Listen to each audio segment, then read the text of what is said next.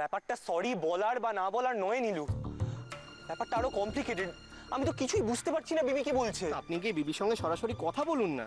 সরাসরি এরকম তো আগে কোনোদিনও হয়নি, এরকম পরিস্থিতি আগে তৈরি হয়নি। যে বিবিকে আমি চিনতাম আর যে বিবিকে এখন আমি দেখছি, দে কমপ্লিটলি ডিফারেন্ট পিপল। আমি বুঝতে পারছি না আমি কি করব। I am getting totally puzzled. প্রতিমবাবু যা বলছেন তাতে তো মনে হচ্ছে বিবির মিথ্যে বলার জন্যই এত প্রবলেম তৈরি হচ্ছে। কিন্তু প্রতিমবাবু তো বিয়ের আগে বিবির সাথে আলাদাভাবে কথা বলেছিলেন, বলেছিলেন বিবি নিজের ব্যাপারে ওনাকে সবকিছু পরিষ্কার করে বলেছে। তাহলে কি ওদের মধ্যে বিবির মিথ্যে বলার রোগটা নিয়ে কোনো কথাই হয়নি?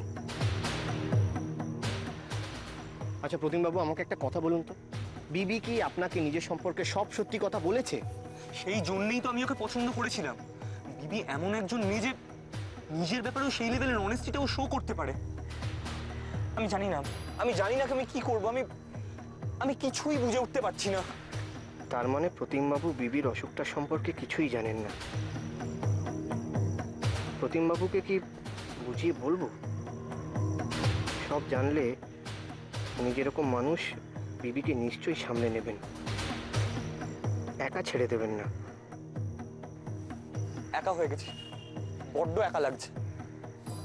আমি তো বিবির মুখে শুধু একটু হাসি দেখতে চেয়েছিলাম, সেটাই কি আমার অপরাধ হলো?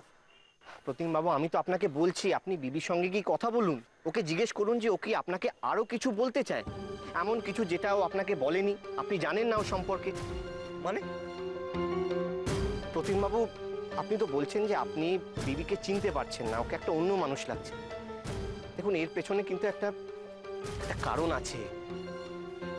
কি কি কি বলুন। আপনাকে যে কি করে বলবো আমি তো সেটাই বুঝতে পারছি না।